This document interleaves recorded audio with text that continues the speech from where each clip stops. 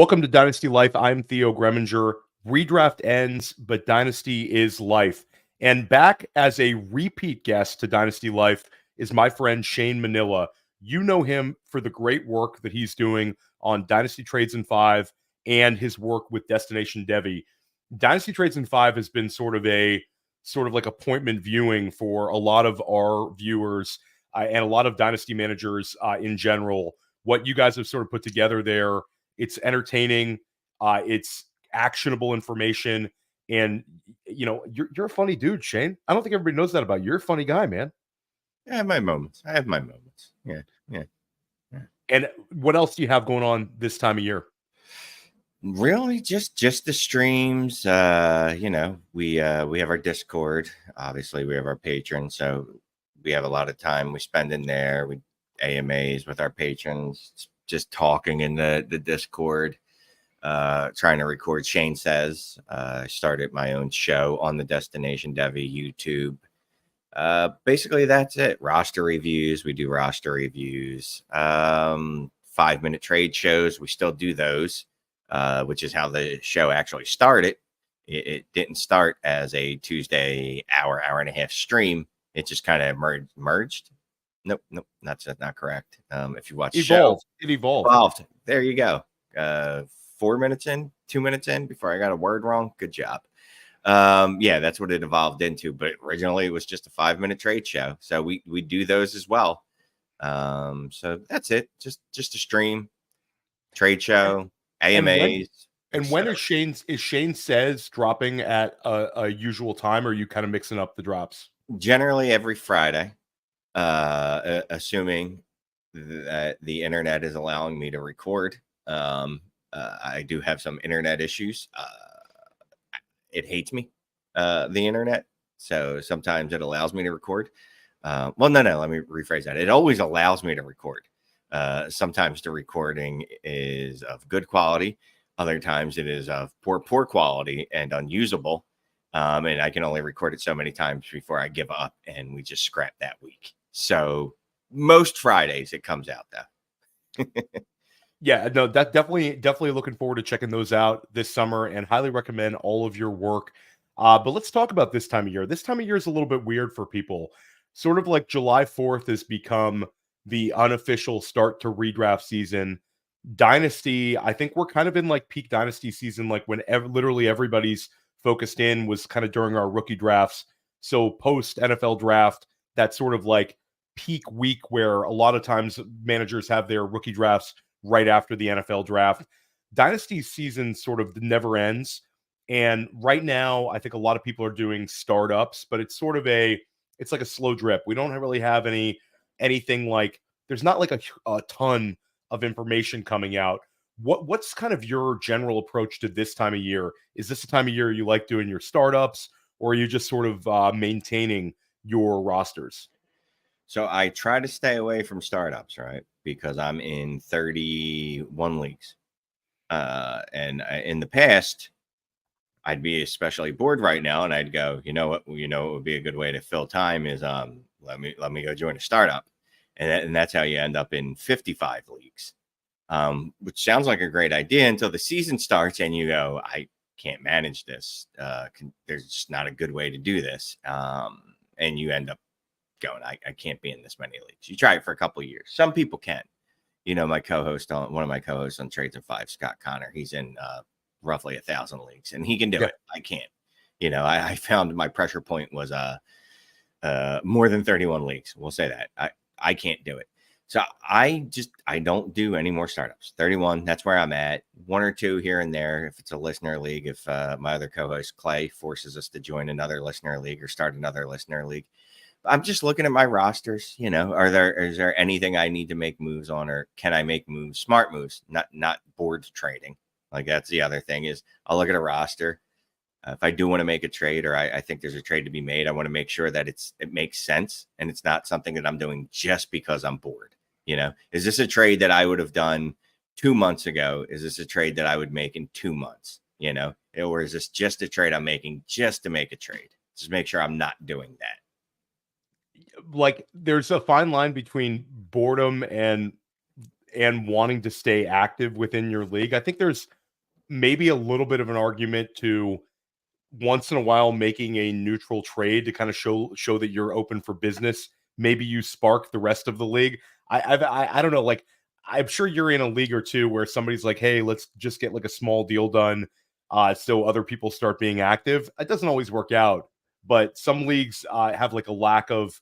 I wouldn't call it interest, but they're inactive type leagues where there's like a huge hibernation period. And do you buy anything into that? No, because I'll say this, because I think anyone that's in a league with me knows that I am a vocarious, vivacious, sure, trader. I trade a lot.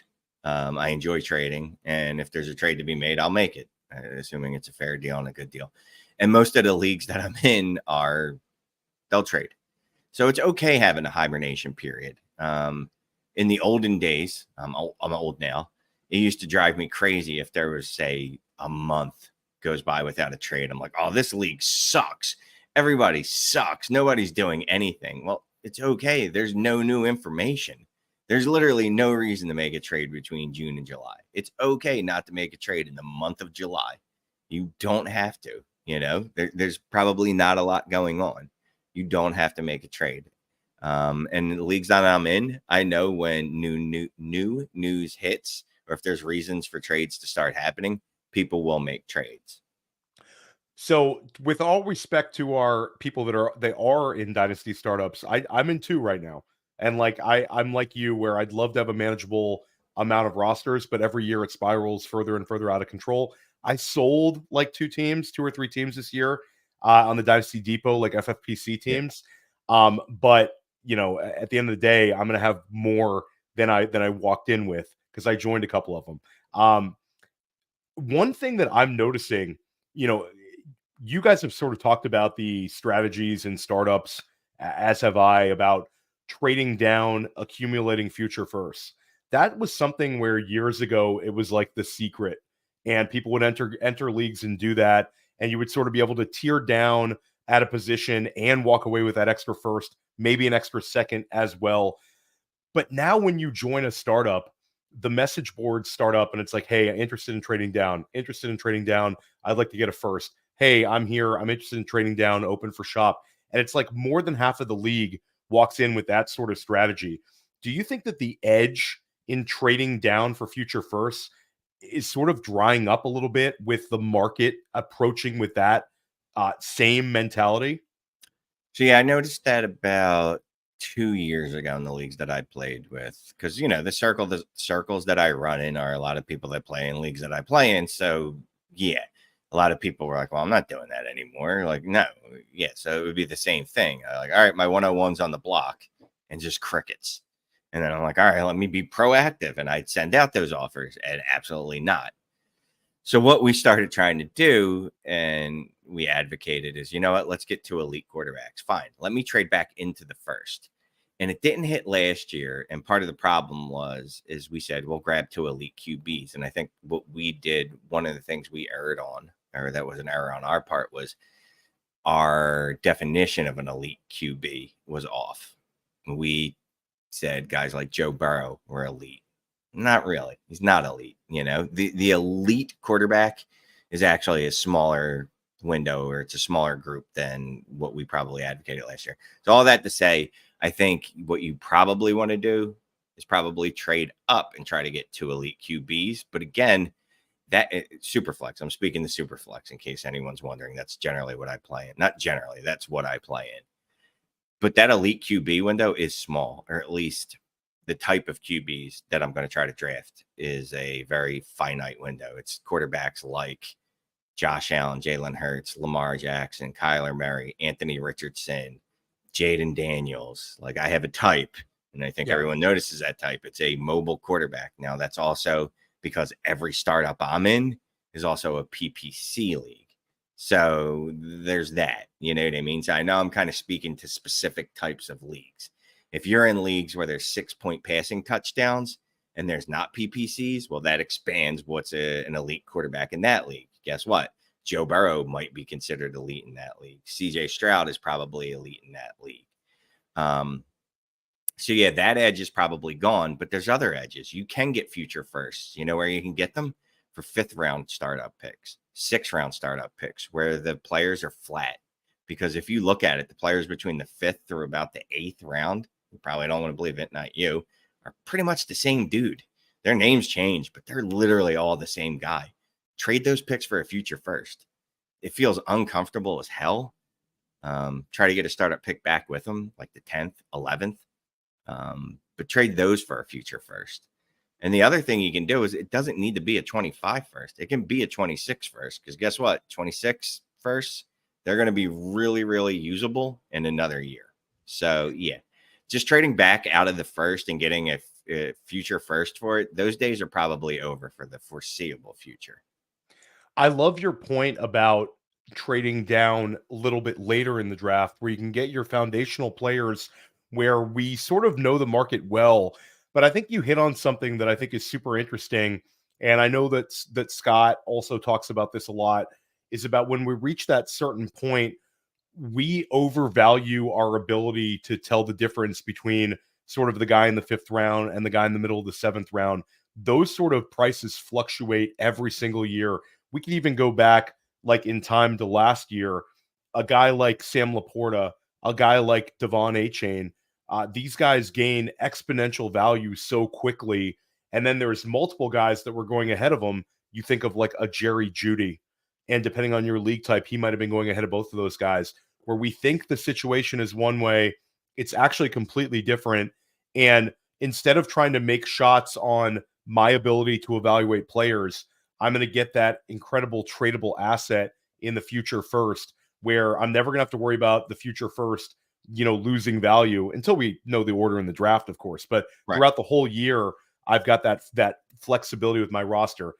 How about for people in dynasty startups right now, the running back position? Because you're seeing more and more people sort of start out their dynasty startup builds by completely ignoring the running back. It's sort of like a trickle down we've seen from redraft, where in redraft now, running backs being pushed further and further down every single year. Way more like hero RB starts, modified hero, whatever you want to call it. Basically, I'm attacking wide receiver early. Dynasty, there's more of an argument for it because the windows we have for the running backs are obviously shorter. But do you think that there's marketplaces where running back values have never been cheaper for us as dynasty managers? So I do want to start one more startup. I want to be in one more startup, right? Because I have been thinking a lot about this. I want to go super flex again. I want to go back to back running back in the first 2 rounds. It's right And there then for you. and And you never can move. touch the position again the rest of the draft till we get later, right? Because I want Brees, Bijan, Gibbs, CMC, whatever, some combination of the top 5 running backs. Those are the guys I'm willing to pay for. You know what I mean? Bijan, Brees, Gibbs. Who am I forgetting? Whatever. Like the top 4 or 5 guys, and then never touch the position again. Because those are the true guys that I think are difference makers, or at least not think in Bijan's case. The other guys we know are difference makers, and then never touch the position again. Now, obviously, there's risks. They're running backs. They could blow their knee out, and then guess what? Your team is absolutely just mushed. I understand we built through wide receivers because of longevity. The asset's going to be worth more longer. Everybody plays Dynasty knows, though. How long do you actually keep a wide receiver on your roster? Has anyone ever kept a player on their roster over 4 years? Because I don't know that I ever have. And I'm in leagues that have been around for 5, 6, some maybe 7 years. I don't remember ever keeping a player over 3 years, 4 years at the most. And that's an anomaly. And maybe I have a problem. I have lots of problems, but maybe that being one, maybe a commitment issue. That's a whole other issue. There's a reason that I'm living alone at 45. But still, I think we find reasons not to draft running backs beyond just the fact that they're, fragile. So I have been thinking about maybe, I'm not saying I would do it. I'm not committing because I have commitment issues. But if I could find a way to go Brees and Bijan, I would be interested in doing it just in one league as a test. as a scientific experiment. I'm not saying in your high stake $1,000 leagues, you just go, Shane said to go ahead and try this and give it a shot. Because then also, I don't know what you're going to do at quarterback at that point. So that's the problem too, right? So you could probably really only pull it off with one premier running back and one elite quarterback. That's probably the only way you could do it. If any of your running backs get hurt this year, make sure you tag Shane on Twitter and shout him out. But let's talk about Dynasty Startup Values, because I know you got your ear to the pavement and your eyes on startup values. Who's a player that right now is just an incredible Dynasty Startup value? So this is just boring, right? So I'm a boring guy. How about, and it's funny because before the show you mentioned one of them, but Evan Ingram and David Njoku. I play in tight end premium leagues, right? 1.75, 2-point tight end premiums, start 2 tight ends. Either way, both those dudes are going significantly after Kyle Pitts. Yes, Kyle Pitts is a lot younger. He still has time to mature into what we think he's going to be. But David Njoku and Evan Ingram have outperformed him fairly easily, especially last year. And the prices for them are significantly cheaper, whether you look at DLF's startup ADP or if you look at KTC, whichever value you want to use. I don't know which one you want to use. Just add them together and then divide them and find a happy median. So I like both of their startup values. I didn't want to go with obvious players. So the tight ends and the less sexy ones. I love going with less sexy things. And here I am talking about tight ends on the show. I'm sure everyone's really excited about that. Yeah, it's funny. It's Evan Engram is one that I got in a Dynasty Startup, a recent one below Jake Ferguson.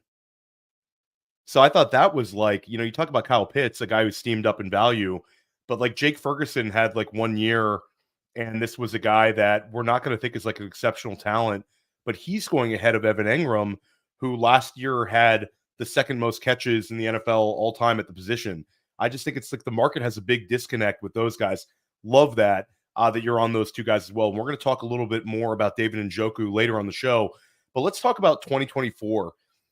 Right now, if you could know the final stats of any veteran player this season, who would it be? Is there somebody sort of giving you pause in your evaluation process, or somebody that could potentially open up other teammates' scores? Where are you at, Shane? So I'm selfish. I want to know what Kyler Murray is going to do because I have him in 29% of my leagues. But okay, also because, as he goes, I guess Marvin Harrison goes, which is a pretty big part of the 2024 rookie class, right? And as Kyler Murray goes, so goes Trey McBride, which is the tight end 2 or 3 in Dynasty. So, it's obviously not just affecting Kyler Murray. So sure, those are the reasons outside of me being absolutely completely selfish. But it's 100% for selfish reasons. I have Kyler Murray in 29% of my leagues.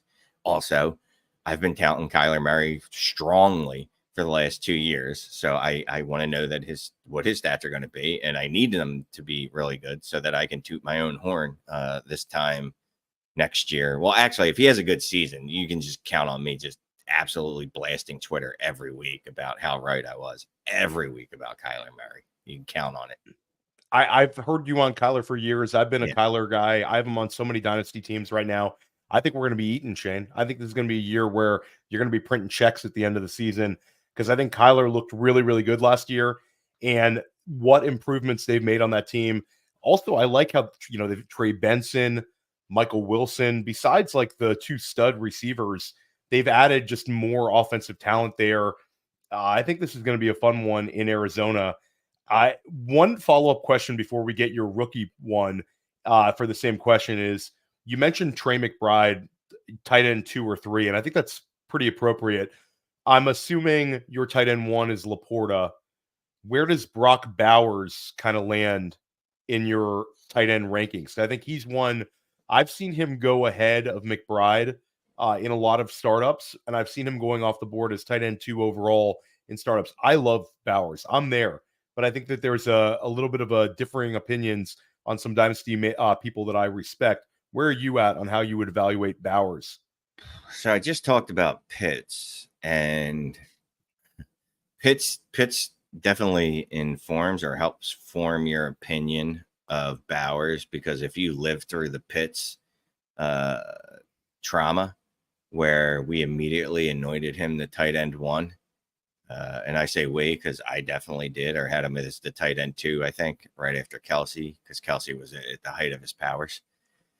It's hard to put Bowers at 2, right? But Bowers is also the best tight end prospect since Kyle Pitts. Oh, geez. But how do you not put him at 2, right? Yeah. Because he is such an elite prospect, right? And you want to talk yourself out of it because you go, well, rookie tight ends, and we've been here before with Kyle Pitts, but he's not really a tight end because so many of his routes are going to be from the slot, or they're going to be, not attached to the line. So he's not really going to be a tight end. But we kind of told that same story with Kyle Pitts, and look how that turned out. At worst, you got to have him at tight end 3. Yeah, I think that makes sense. And he's so insulated as a value that he's got almost more wiggle room than McBride, I feel like. Like if Bowers went down with an injury and we didn't have him for the whole season, he's still got big-time dynasty value. One follow-up question for you, just because you've been doing this a while in deep dynasty evaluation, is you brought up Pitts when you talk about Bowers. And I think a lot of times we're hearing Jackson Smith and Jigba when we're discussing Roma Dunze, sort of like the nightmare scenario of the third option on the offense. Do you think that this has created some buying opportunities, not necessarily cheap, but both of these guys, you sort of had the cautionary tale. It's sort of like a recency bias with the cautionary tale for why not to dive into these two guys. You think maybe it's a little bit overblown looking at Pitts and JSN in these sort of situations? So JSN, I have been beating up all off season, and I don't want to get attacked in your comments. So I almost don't want to talk about him anymore. It's been rough, man. It's been rough. I have a bet. I have a JSN bet going right now. You want to hear it? Yeah. He finishes higher than Billy Muzio and I last year made a $350 bet. I had JSN finishing as wide receiver 36 or better. Billy won. We split a team, so I still I basically I could still make some money off losing, whatever. But Billy and I now are running it back, and I moved it up. It's wide receiver 33.5. So I think that's a pretty good line for me this year. What do you think? Who's going to win that bet, Shane? Yeah, I can see him as wide receiver 33.5. But I'll say this: wide receiver 33 is not a good outcome for what it's we a terrible outcome. So, and I'll give you that. If he ended up as a wide receiver 33, yeah, he's a wide receiver 3. Not great. That was my issue with him is that, when he came out, he was one of the greatest wide receiver prospects of ever, from what I remember. And then he came out and scored 8.5 fantasy points per game, or 8.8, whatever it was. And we gave him the excuse: Tyler Lockett, DK Metcalf. Guess what? Rookie wide receivers in the past have also had competition for targets. And you know what the elite ones do? They dominate, or they do just enough to outproduce 8.8 fantasy points per game in their rookie season. If he was truly elite, he would have shown more than that, is my thoughts on JSN. Now, all that said, if you still truly believe in JSN, yes, there is a market for him, and you should be buying. If you believe in JSN, you definitely should be buying right now, because there's people like me, more than just me, and there's bigger names in the industry than me, much bigger names than me in the industry, that are saying that last year was not good. And then there's even bigger names in the industry telling you that he's fine, everything is going to be okay. And I'm not giving any of these people free pub, because they don't give me any pub. So I'm not giving them, telling you who. You listen to podcasts, not you, but the audience. You do listen to podcasts, but the audience. There's names on both sides. But if you believe in JSN yeah, there's a buying opportunity. So you should be buying. Who was the other buying opportunity on? Trey McBride? No, it was more of a just the argument that the Roma Dunze and Brock Bowers sort of like the cautionary tales are a little bit overblown because of What JSN and Pitts. I don't get, and I feel like sometimes, I miss what's right in front of my face. I will say that. I definitely do. I don't understand what the concern is with Brock Bowers. Is it Michael Mayer? Is it just the quarterback play? What are we scared of? I mean, the people that are poking holes in his game, first it was the size, and then he weighs in at enough. And the whole idea that we need some mauler of a tight end when the guys that we're talking about, like Trey McBride and Sam Laporta, Evan Engram, are all sort of Dalton Kincaid, are all sort of in that 6'3", 6'4", 245 range. Like that's the future of tight end, I believe. But Brock Bowers, I think people were not in love with the landing spot. I think people are trying to poke holes in whatever they can because they don't want to get Kyle Pitts again. Also, I think that there's a Brock Bowers is so expensive right now in redraft and in best ball that people are all like it's Pitts all over again. I'm with you. I mean, the guy had 13 touchdown catches as a freshman in the SEC, and he was dominating the stats on a team completely loaded with guys who are currently in the NFL. The focal point of the Georgia offense. Like people who are anti Brock Bowers sort of don't know ball at this point. I think that's fair to say. Not to be a hater if you want to be anti Brock Bowers, but you really gotta pop the tape in right there. He's not incredible. He's going to be used as a receiver mostly. I mean, that's what he was used at in Georgia. That's what he's going to be used at in the NFL. I'm not overly concerned. I mean, sure, Michael Mayer is there. He'll probably be used as primarily the blocking tight end. The offensive coordinator there has a history of using two tight ends, but he also has a history of using one of those as the primary pass catcher, like by a significant margin. If you go look at the stats, I don't know off the top of my head, but people can look that up. It's true. I'm not making it up. I promise you. What about a rookie that right now you really wish you could know their final stats? Malik Nabers.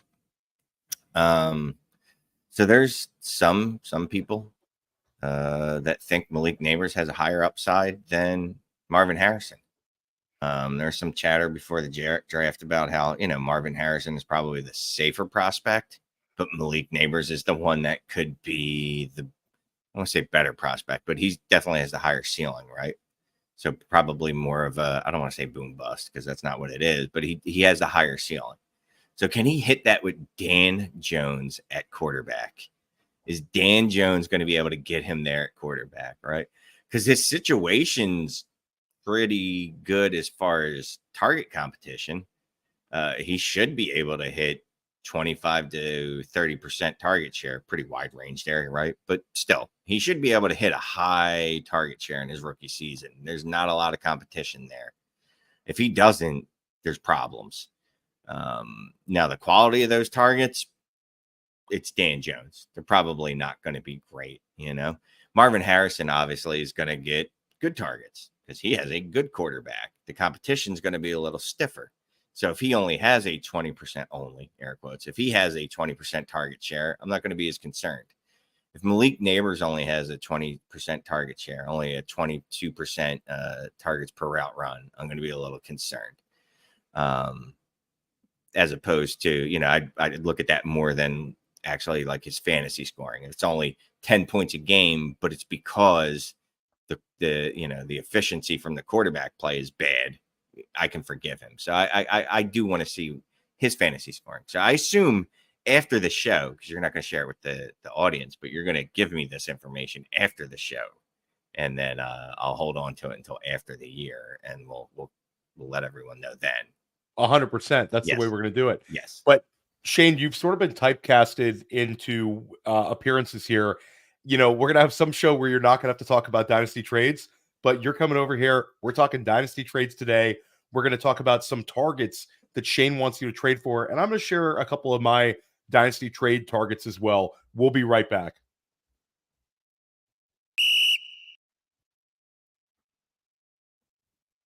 Hey, why do we partner with the FFPC? Because they have the widest variety of fantasy football formats, and it's the easiest place to find all types of fantasy football contests in the world. What if you want to play for high stakes? Well, they have a $6 million prize pool with their Fantasy Players Championship. They also have way too early best ball leagues that start in February and Dynasty Leagues. They have the closest thing to a liquid market for orphans that there is in all of Dynasty. And the FFPC has sponsored us for half a decade because we are actually delivering information that can help fantasy gamers, and they're generating so much interest and bringing in so many new users, casual users even. The FFPC creates a unique experience where you can both compete against the best and make money. Use promo code UNDERWORLD to get $25 off your first team. $25 off your first team at the FFPC with promo code UNDERWORLD. Go get it! Welcome back to Dynasty. One more time. Welcome back to Dynasty Life. Theo Gremminger with Shane Manila. Shane, let's take a bird's eye view of the Dynasty marketplace. Last time I had you here, we talked trades again. Like you're getting typecasted here, man. I gotta, Shane says is going to open up a whole window of possibilities for other Dynasty theory. But last time you were here, it was a really, really sharp one. You talked about being able to potentially pivot off of Jamar Chase, to another elite asset, and the whole concept of like tiering up and tiering down. Highly recommend Shane, Clay, and Scott. They've talked about that at length. We've talked about that a little bit here on Dynasty Life, but I wanted to share a friend of ours, Dan Williamson. I'm in a chat with Dan and Austin Martin, so two of the best FFPC Dynasty players I know, and this is a back and forth where Dan wanted to move a share of Jamar Chase. Let's see what you think of his haul. This is a single quarterback FFPC start 10, and he traded Jamar Chase, Chase Brown, and a 2025 third. And in return, he got Travis Etienne, Tank Dell, and Trey Benson. So Benson, Etienne, and Dell for Jamar Chase, Chase Brown, and a third. I think it's about even. I think Dan could have squeezed him a little bit more, but I do like that he got Etienne, Dell, and Benson. I think that's like a decent haul. Chase Brown is a guy that I think could potentially useful asset, but not like a long-term asset. And the third's the third. Where are you at on that trade? Little light for me. Little light. So yeah, here's the problem. And I talk about trying to move elite assets all the time is it almost feels like it's never enough, right? It just almost feels like whatever you offer me, I'm going to be like, no. So when I move a Jamar Chase and I think running back, like there's specific running backs I'll take. And obviously there's a couple that are probably off the board. Like you're not gonna get CMC back. You're just not. It'd be great to get him back, but I'd probably want Gibbs, which is I believe off the top of my head, ETN might have actually outproduced him last year off the top of my head. I'm not sure. Or a chain for different reasons because he's a 20-point machine when he plays. Brees, maybe Bijan. For whatever reason, and this might just be my bias against ETN because he was actually really good last year. So if you just look at it from a production standpoint, it's not a bad deal. It's not.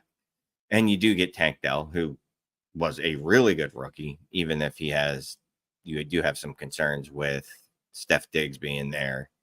And obviously Nico Collins still there. It's close. I would still prefer the Jamar Chase side. I would like it more if I wasn't giving up an additional Chase, which seems weird to me that I'm even considering Chase Brown as a I wouldn't say a deciding factor, but even a part of this deal like that I even consider. But I think I prefer the Jamar Chase side, but it's not what's the word I'm looking for? A wipeout in any way. It's not like that trade. I would see it come across my inbox and go, oh guys, what are we doing? It's not one of those. It's close. I would prefer Jamar Chase. But that's mostly because as hard as I try, I'm just biased towards wide receivers. And you brought up Chase last time as a potential sell high. Is there any other player that, and when we talk about sell high, I think sell high is being able to predict the market peak, where a guy is never going to get more valuable than this. Cashing out at that particular situation can burn you only if the player is Christian McCaffrey and you missed out on like the run. But a lot of times you're not missing out on RB1 overall or wide receiver 1 overall. You might be missing out on a guy who is low end at one of those positions. Who would be another guy that you consider selling high on at this moment? So every time I do this, people get mad at me, and I want to preface. They're going to be mad at you. Yeah. Sell highs. Somebody's going to be mad. So I like the explanation you just gave, and I feel like I'll just add to it. Preface: this does not mean I don't think the player is good or a good fantasy asset. It just exactly like you just said. I don't think that they can get any higher, and that would be CJ Stroud. Where does he go up from where he's at right now? KTC quarterback 3. I don't see him going up. You would have to have a Mahomes like year 2. Right. He's going to have to throw for a ridiculous amount of yards and touchdowns, or he's going to have to become a guy that takes a big year 2 jump in like rushing production, where he's like the game slows down to him and he adds 5 more rushing touchdowns on top of what he did last year because he sees things so well. So if he doesn't add that rushing aspect to his game, which outside of the college playoffs, we've never really seen him do one game. And it's not that he doesn't have the ability. He has it. We've seen it. It's just he chooses not to do it, which is fine. Unless he adds that to his game, he's going to need to throw 40 touchdowns, 5,000 yards, something like that to maintain what he did last year. Now, can he do it? Sure, it's a small select group of quarterbacks that have done that. I don't know that he can do that. I don't know that many quarterbacks can do that. That's not a knock on him. I don't see him maintaining what he did last year, and I don't see him maintaining quarterback 3. I think in Dynasty, look at what Justin Herbert did his first couple years, and then where is Justin Herbert fantasy wise? And that's when people tell me that I'm crazy, and they're like, "Oh no, CJ Stroud, there's no way he's gonna drop in fantasy value." Well, you told me the same thing about Justin Herbert, and sure, there are times when it doesn't go that way. Patrick Mahomes, right? So sure, Josh Allen, but except Josh Allen had what rushing ability to fall back on. Jaylen Hurts rushing ability to fall back on. Lamar Jackson rushing ability to fall back on. So it's CJ Stroud for me, and again. That does not mean I don't think he is a good quarterback. That does not mean I don't like him. It's just that I do not think he is quarterback 3 or worth quarterback 3 value personally. There you go. CJ Stroud is definitely one that's going to get the people angry. When CJ Stroud balls out this year, make sure, again, you tag Shane. Wants you to sell high on everybody's favorite. But how about a buy low guy? We have our list of guys that we're going to talk about as trade targets of ours. But is there another player that kind of stands out to you that maybe it's not on our list that could be a buy low type? Yeah, so this I was just again looking at the KCC rankings. And again, I understand these aren't gospel, but they're just a barometer for the market. Why is Tyreek Hill wide receiver 13? It's only age. Yeah, and I get hating old people. Again, because I'm old and I hate myself mostly, and I hate other old people. Terrible to talk to. You're an ageist. You're an ageist in all walks of life. Shane's an ageist. Oh my God. I always want to talk about the weather and like, oh, it's a hot one out there. Well, it's summer. No shit. It's a hot one. Like, what did you expect? All right. If it's cold in the summer, then come talk to me about the weather. Fine. Then that's weird. Don't talk to me about it being hot in the summer. Anyway, I get that he's only supposed to play for 2 more years, allegedly, but I don't care. Give me 2 years of top 5 production over 5 years of mediocre production. Like wide receiver 13 prices for Tyreek Hill on a contending roster. Yes, please. That's a steal. I will trade for him. I would give him probably multiple firsts for him. If I could do it on layaway, like a 25 first and a 26 first. Yes, please. And let him retire on my roster. and let him put up cricket numbers every week for the next 34 games, unless they expand the season to 18 games in 2026 or something. Yeah, ridiculous. They were talking about we talk about the target share. Tyreek Hill was like 34% target share last year with the best offensive coordinator in the game and Mike McDaniel. And last year, even like you saw these teams where they weren't going to make the playoffs and they sold off Tyreek Hill shares, sort of the whole let's trade my wide receiver who's past the age apex towards the trade deadline. And I was able to get him for like T. Higgins and what turned out to be like the 111 in a single QB league and something else, maybe a third. But I got back not only Tyreek, but I got back Devin Singletary, who I used down the stretch last year and also will have some utility from. So I think there's a big disconnect. I agree with you on the Tyreek Hill trade market. But let's go ahead and talk about some of our trade targets. Shane and I are each going to share a couple players that we think could be trade targets of yours. And these are not only players that we would like to have on our rosters, but we believe the value, I think, is correct. Why don't we start out with your favorite quarterback, Shane? That's Kyler Murray. Well, okay. Let's rephrase it. That's not my favorite quarterback. Your most rostered quarterback. Thank you. Because obviously, who is your favorite? Just to clarify on the record, Homer. Who's your favorite NFL quarterback? In case people can't tell off this accent, if they can't, it's Jaylen Hurts. This is a Philadelphia accent through and through. If anyone ever saw Mayor of Easttown, the Delco accent, this is a Philadelphia accent. That is what that Delco accent is. It's a bastardization of this. I've had back-to-back pods where I had, 2 pods ago, I had Darren Armani and Fantasy Mojo, another Delaware County guy. But he's got Philadelphia Phillies in the background. Yeah, I listened to that. He does not. His accent is not. Yeah, it's not as heavy as yours, but he's got some Philly to him. He definitely, I heard him talking about he had a Vincent Padilla card. That is a pull. But I definitely listening to him talk, I could not tell that he was a local Philly guy. And then you hear me, and it sounds like someone beat you in the face with Philadelphia.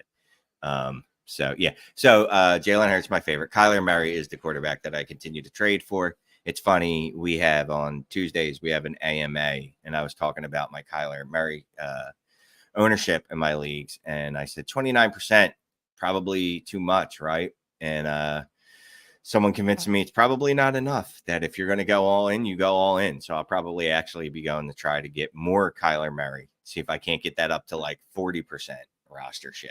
So Kyler Murray is a quarterback that I continue to target. He's a guy that you can tier up to or tier down to. I have some straggling, a couple shares of like Patrick Mahomes, only a couple shares in my leagues. I might go see what I can do if I can get from Patrick Mahomes to Kyler Murray and a plus. Let's see if we can make that happen. I love how you talked about Kyler Murray as a guy you could tier up and tier down to. I have a RotoViz or FFPC RotoViz Triflex team that sort of needed a boost. And I had your guy, Jaylen Hurts, and I tiered down from Jaylen Hurts to Kyler Murray and the 107. So I end up getting Kyler Murray and Brock Bowers in tight end premium for Jaylen Hurts, which I'm comfortable with that deal all day long. Would I bet on Jaylen Hurts to outscore Kyler Murray this year? Yes, but I think there's scenarios where Kyler could potentially outscore him this year. That Arizona offense could take huge strides forward. Maybe Jaylen Hurts takes a step back in terms of rushing touchdowns, a little more of a passer this year with Kellen Moore. And maybe you see like Kyler as QB3 and Jaylen Hurts as QB4. Tons of scenarios here where I'm going to get identical scenarios. And one thing that is interesting, Shane, is a couple years ago, you were on Kyler and I certainly was on Kyler as well. But I remember even like 2-3 years ago, we'd have to pay top 5 startup values for him in Superflex. Now on FFPC, Superflex, and in Triflex, you're seeing him as an early second rounder. You're not having to use a first round pick on him in startup values right now. Yeah, that injury put a lot of stink on him. Not oddly enough, but his contract negotiation prior to the injury put a lot of stink on him. It's weird. We glom on the narratives and the narrative that he likes to play video games and he doesn't care about football. And at one point that he was going to leave to go play baseball. It just sticks to him. And, you know, I got to the point where people made jokes about it. I just kept beating home the point. Like, look, this guy's a top 8 quarterback every year of his career. That's what he is. Every year of his career, he's a top 8 points per game quarterback. Like, you can make fun of the fact that he likes to play Call of Duty. I don't care. You can make fun of the fact that they stipulated in his contract that he has to study. I don't care. I just don't. I legitimately don't care. Do I care that he was injured? Yeah, that sucked. And you know what happened as soon as he came back? He was a top 8 quarterback the rest of the season. It's just, that's what he is. So yeah, Kyler Murray is always, when he's healthy, is always up there in QB points per game, even as a rookie. So I love that one. And I think it's funny. It's like people want to criticize a guy for playing video games. I think that gets overblown, but it's like, what a wholesome pastime for an NFL player to sit in his home in front of his TV. Right. There's literally nothing off the field incident with Kyler, anything of note. The guy likes to hang out at home. Yeah. Good for him. Yeah. So, you know, I love that one. Kyler is perfectly priced right now. And in single QB formats, I think he could be a real edge for you. I think single QB, when you get down to this sort of level of quarterback, people don't really know how to value them. And I think you might have an edge if you're in like a single FFPC league, you know, kick the tires on Kyler. There's also a chance that in single QB, that manager might have multiple strong quarterback options because, again, Kyler entered last season, wasn't supposed to play at all. So you made changes to your roster to get through the season. So he might end up having an Anthony Richardson Kyler team, something along those lines. CJ Stroud Kyler team. For me, my first trade target, and it's one player that I thought would be valued a little bit higher in startups, and that's Zay Flowers. And Zay Flowers is right around wide receiver 25 right now in startup pricing. So he's not cheap. But I think that there is a chance that the Todd Monken offense becomes more Zay Flowers centric in year 2. Right now, you're seeing a lot of the Mark Andrews people and a lot of Derrick Henry people sort of puffing their chests out. And I think both of those guys are going to have strong seasons. But at the end of the day, the Todd Monken offense was way more aggressive last year. We saw Lamar Jackson have way more pass attempts. And who's to say that that's not going to continue? The big dog is going to get the carries. He's going to obviously score a lot of rushing touchdowns. But at the end of the day, I think that Zay Flowers is a dynamic player. He's got the draft capital. He had 77 receptions last year. And he was featured in that playoff loss to Kansas City. I mean, everybody looks at the fumble, but Zay Flowers looked excellent in that game. I think like it leaves a really sour taste in a lot of people's mouths seeing him cough up the ball in that situation. But if you remove that play from the game, Flowers looked dynamic. I think Zay Flowers this year goes from a 77 catch guy to flirting with like 100 catches. And he's really dynamic player with the ball in his hands. And right now I'm paying, borderline wide receiver 3 prices for him. What was it? It was Steve Smith was the comp, right? Yeah, Steve Smith. That's a good comp right there. Yeah. And I literally completely forgot about the fumble up until right now. Yeah, I mean, he was really good in that game. That game was sort of the, Kansas City punched him in the mouth on the first drive. Trey Kelsey catches a touchdown, sort of all going against him. But I think that Baltimore this year is going to be a Super Bowl contender again. I think that roster is really strong. Henry was a really nice addition. Healthy Andrews. But I think Zay Flowers is a guy that I've targeted in redraft formats. I'm drafting him in best ball. And I wish I had more in Dynasty. I've been able to add him a little bit this offseason, but not as much as I would like. So I should just go on a podcast with a lot of listeners and say that he's a trade target of mine. That's going to help me get those deals done, Shane. Who's your next guy? What, you pick any of them. They're all great names. Well, probably my favorite running back, considering cost and everything else, Devon and Shane. He's injury prone, sure. And when he plays, he's an absolute monster.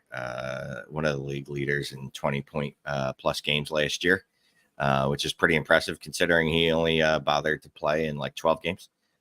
So half of his games that he played last year, he scored 20 plus points. He gets on the field and he's he's just lightning in a bottle. And that's probably the first time I've ever used that cliche. And I kind of want to punch myself in the face using that cliche like that. But whatever, I did. He's just, besides the fact that he's fun, which whatever, that's stupid. But dude, he's one of those people that puts up crooked numbers in a week and can win you a week. And those are the types of dudes I want. Like, I'll live with the weeks that he doesn't play. That's fine. I have other running backs on my roster that I'll stick in and hope that they can get me by. And the weeks that he plays, he's going to help me win. So, and maybe I'll be an optimist. And maybe in year 2, maybe he'll find a way to be healthy. I mean, I'm not even allowed to talk about him because I talk about him in every single podcast, and people say that I talk about the same players, but it's the most ridiculous value. People are so cowardly with the way they're approaching this situation. You talk about like those elite running backs, the guys that are foundational, where it's Gibbs, Robinson, Breece Hall. But if you were going to pick a younger running back to outscore them this year, it's Devon Achane. Devon Achane could average 20 plus points per game this season. I think that there's definitely some unknown receiving upside with him too, where a lot of times we see these year 2 running backs take a step forward in terms of their catches. It happens actually all the time where offensive coordinators just become more comfortable using them in the passing game. You know, we could go down the list. They all increased their work as receivers last year. Pacheco, Rachaad White, any second year back you want to pick. So Devon Achane, that was like this time last year, there was all these reports about what a good receiver he is out of the backfield. They didn't have to use him like that. But I think that could be in the wheelhouse. But people are so cowardly with their approach. To see him available in the 3rd round in best ball and in redraft right now, last year we had 3 out of the top 4 scorers come from round 3 or later in redraft, with Breece Hall, Rachaad White, Travis Etienne. I think it could be Devon Achane again.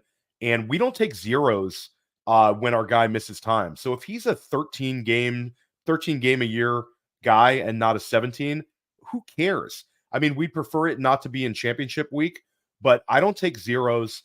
Believe in your roster structure and go ahead and trade for a guy that, I think this might be the cheapest it's going to be. And Alvin Kamara was faded heading into year 2. Like, we've seen this before where people fade these kind of unicorn talents and they poke holes in their games. So that's my rant, Shane. I'm totally with you. I love that you're on him.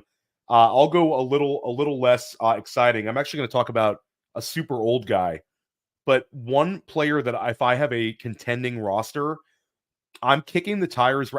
There's multiple old wide receivers right now that are good trade targets for contending teams, because a lot of dynasty managers just don't know how to handle some of these old players. But unlike guys like Mike Evans and Devontae Adams, guys who are going to cost you a little bit more, like DeAndre Hopkins is being left for dead.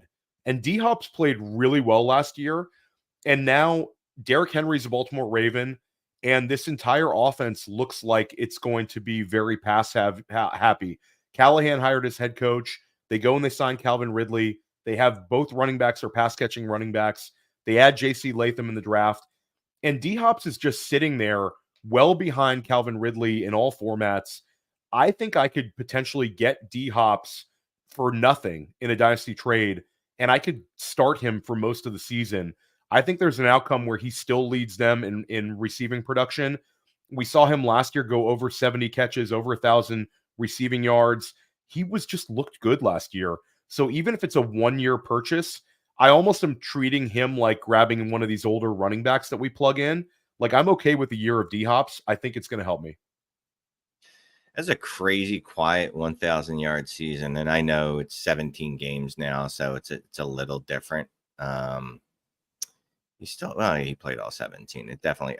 I love. This is the one of the few times I like old people.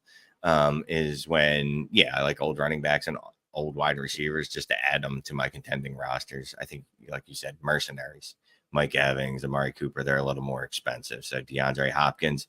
It's like, if I can't get those guys, I'm not willing to pay the price. All right, let me see what a DeAndre Hopkins can cost as my wide receiver 5 or 6, and then he ends up being able to be, wide receiver 5 or 6 on my roster, but he can produce like a wide receiver 3. Some weeks a wide receiver 2. Yeah, that works out well. Who's your next one? Oh, I feel like such a homer. AJ Brown. Always AJ Brown. Dude, back-to-back wide receiver 8 seasons. 3 seasons out of his career, he scored at least 17 points per game, which is a pretty hard level to hit. People are fading him because the Eagles faded down the end of the season last year. Somehow that was completely on him. He's getting a little older. He's 26, almost 27 now. So people are ready to move off of him. So he's a guy, again, he's one of those wide receivers. If I can tier down 26, yes, I'll be 27, actually, getting up there in a couple weeks. Will be 27. He's one of those guys, like, if you can somehow fool someone in your league to tier down from, this is one of those ones, like, what can I get on top of, if I can move Jamar Chase for AJ Brown in a plus, depending on what the plus, can I pull that off? Now, obviously, you're not going to be able to do that in a lot of leagues, but there's some leagues you might be able to pull that off. That's something that I'd investigate. I'd look into, see if I could do something like that in any of my leagues. See, I think that trade is open to you. I think maybe you're like in some of your leagues, I would kick the tires on that trade because, like, you brought up the AJ Brown age, and I think you're starting to see that in the Dynasty startup market where he's not only going behind like the big 4, Amon-Ra St. Browns, the Justin Jeffersons, Jamar Chase's, CeeDee Lambs, but now he's going behind Marvin Harrison Jr., he's going behind Malik Nabers in most leagues, and now he's going behind Puka and Garrett Wilson in a lot of leagues too. 27 starts scaring people a little bit, but he had a ridiculous amount of targets last year. I mean, we remember back to the Tennessee era where we were just begging them to target AJ Brown. Had 158 targets last year. Now he gets an offensive coordinator who is going to be way less predictable, going to be way more aggressive. We talked about Jalen Hurts potentially improving on his passing numbers, and they didn't add anybody that's significantly gonna challenge him. It's such an easy team for us to approach each week when it comes to AJ Brown, Devonta Smith, Saquon Barkley, and that's it. And whatever you get out of Goddard. So as long as he doesn't get injured, I think AJ Brown is going to be in contention for top 5 wide receiver numbers again. And he's got the contract, Shane. So he's locked in Philly. So I like that one a lot. I'm going to go with a higher profile guy. We talked about Tyreek Hill earlier. We talked about Devon Achane. I'm going to talk about Jaylen Waddle. And just because I think Jaylen Waddle is really good, and Jaylen Waddle also had the contract this offseason, they gave him a 3-year extension. He's had 1,000 receiving yards every single year of his career. This is a guy who finished as a top 8 wide receiver 2 seasons ago in Mike McDaniel's first year. Then last year, things sort of didn't go well. There was a real slow lull at the beginning of the season. He was banged up. He closed the season better than he started, though. I think that there's more likely you're going to see him playing more like he was in 2022 than in 2023. We talk about, like, with Philly, where that consolidated small target tree, Tyreek Hill, Jaylen Waddle, they're very predictable in, like, the target share. Jaylen Waddle is going to get 25% of the targets in one of the league's best offenses. He's had 1,000 receiving yards in each season. And I think he's just at a cheaper price point than he was a year ago. He's cheaper than guys like London. He's cheaper than guys like Olave, cheaper than Wilson, cheaper than Puka, cheaper than all of those rookies. And he's in like a weird spot where he's right around wide receiver 15, but there's no buzz. A year ago, much more expensive. It's sort of like a buy the dip situation for me with Waddle. And if we're wrong on Tyreek Hill, and Tyreek Hill, for whatever reason, falls off because of his age, Jaylen Waddle would be the number 1 receiver there. And we've already seen the guy have a 100-catch season as well. So I'm on Jaylen Waddle. I think he's really good at football. And I think he's at a price point that's manageable, unlike a year ago. Not as enthusiastic about Waddle, Shane? I get excited about the first, like, 8 wide receivers. And then after that, everybody's just kind of the same guy to me, So there's that big tier of wide receiver. You mentioned he's wide receiver 15. wide receiver 15-ish. Yeah. And so there's just kind of that big tier where they're all in a big clump. Now, if the price is right, obviously, like you said, so that's the one part of it that makes him kind of appealing to me is that, well, the price last year was up, was higher to get him. If I can get him if I could trade someone's, because Drake London's was all the rage because he's got Kirk Cousins, right? And Michael Penix, right? He's got all the quarterbacks. Getting ready to throw him the ball. If I can move Drake London for Waddle and something, even a little something, baby something, I'm all aboard. If I can move absolutely anyone at all within that tier at all, I'm on board of doing it. Waddle just kind of seems to me, I just kind of think he's in that tier where he is, and he's probably not going to ascend beyond that.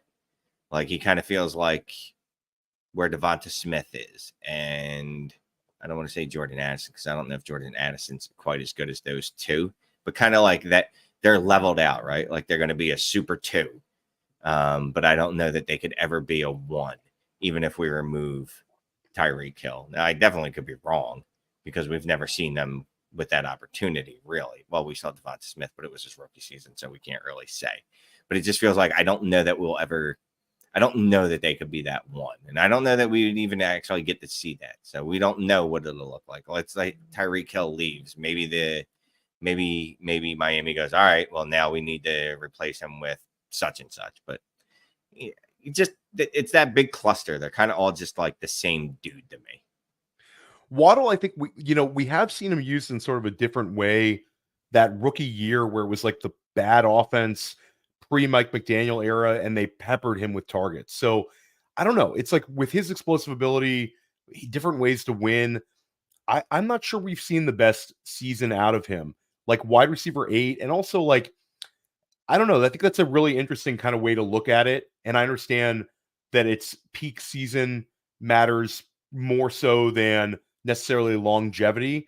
But Right. I think if things bounce his way, he's a guy who can thrive off of big plays. You never know when those kind of guys can end up threading the needle and giving you like wide receiver 4 instead of wide receiver 9. So yeah, he's definitely a talented guy. I like your idea of being able to tier down from London, because I think that trade's available for everybody. And Waddle's less of a kind of like, with London, we're projecting him to take a huge step forward. Yeah. But I've flipped him in multiple dynasty leagues because we talked about earlier, like I'm going to have way more London in best ball than I am in dynasty this year. And I held that London for 2 years.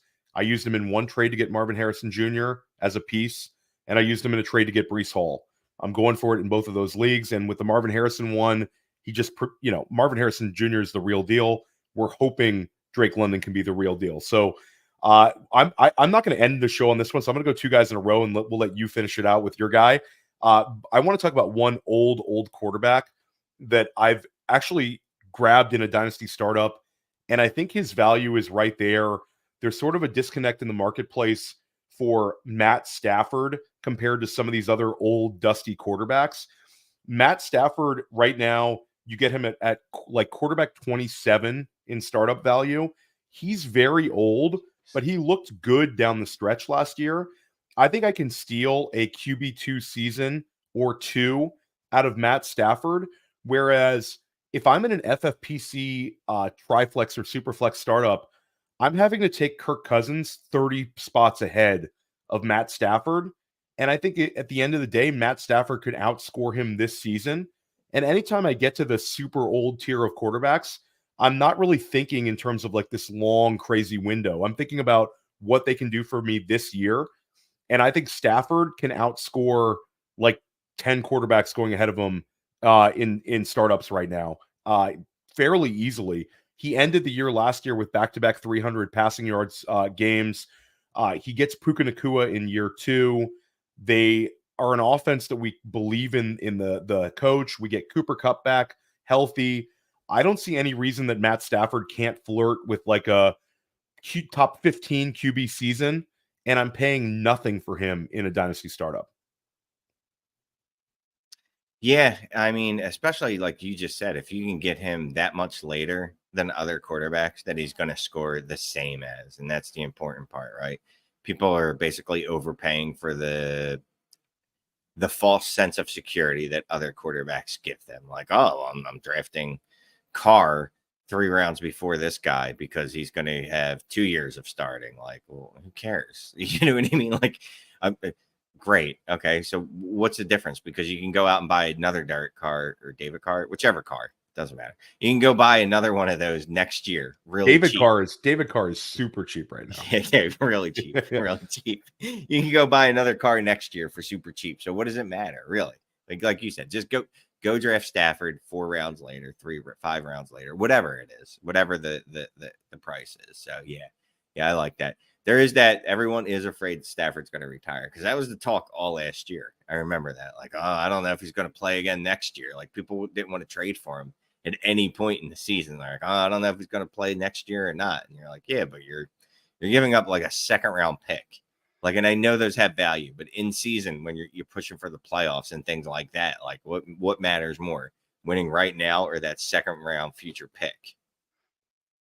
Yeah, no, it's also a potential.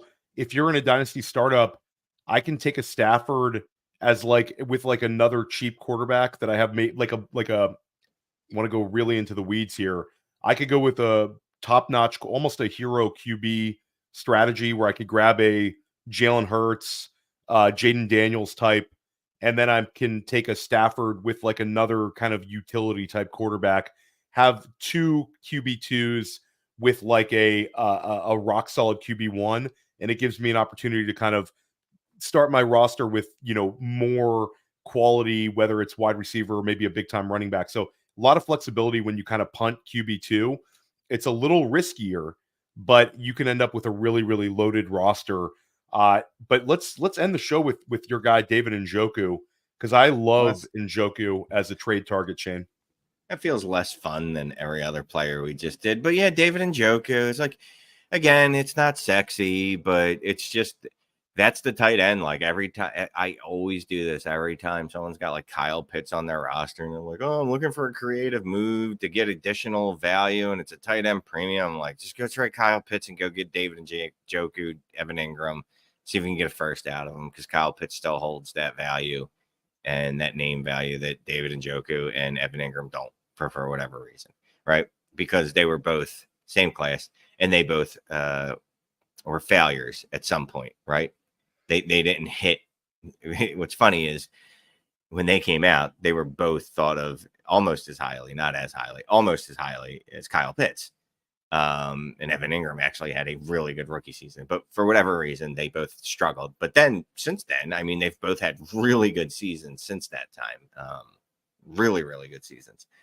And those are just specifically David Njoku, just a guy that's really cheap to add to your roster. It's not a sexy name. It's, for whatever reason, it's like not a lot of people noticed how well he of a season he had last year. League winner down the stretch. If you had David Njoku, crazy spike weeks. Yeah, David Njoku and Evan Ingram down the stretch, like you in your whatever your league was, any redraft league, go back and check the championship rosters, like the teams that made the championship game. Evan Ingram, David Njoku, those were like the guys that were carrying you through. And Njoku had just, the spike weeks were absolutely ridiculous. Van Pelt was running tight end screen after tight end screen for him. The guy was cooking. And I think one really interesting thing about Njoku, I love that you brought him up, is if you ask like a random friend of yours who plays fantasy football, even a knowledgeable one, how old is David Njoku?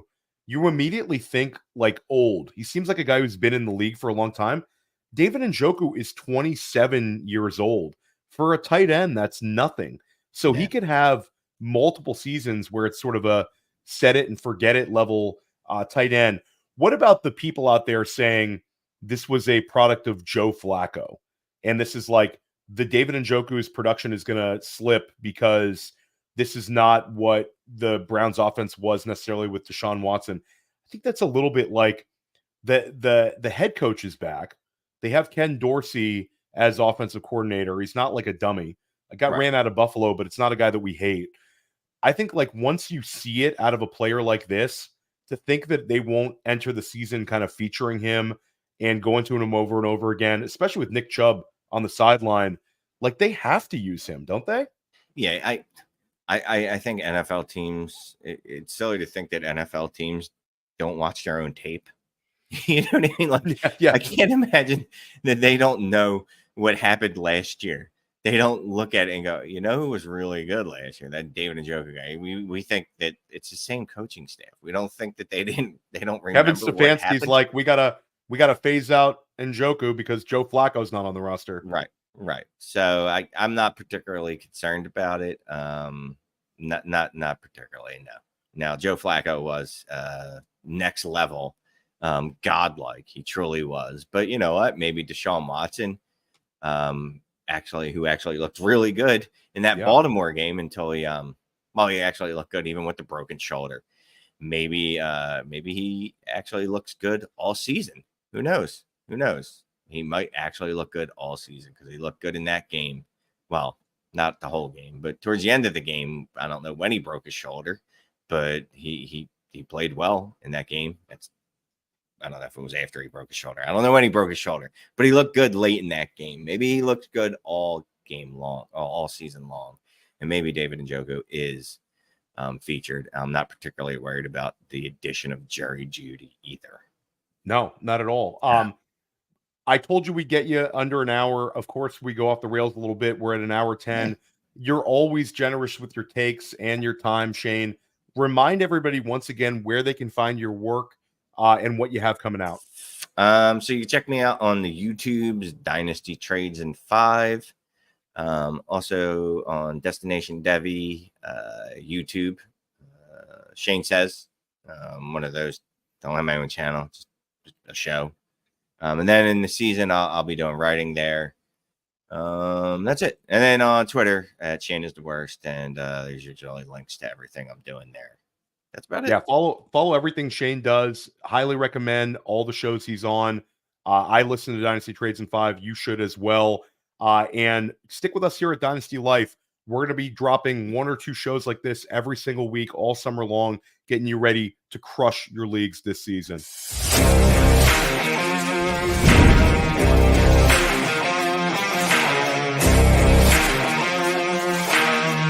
Hey, I want to thank you for being part of this broadcast. If you have any thoughts on it, leave a comment. If you enjoyed it, make sure you leave a like. And if you want to see more shows on the Player Profiler channel, subscribe to it. That's how we know you want more.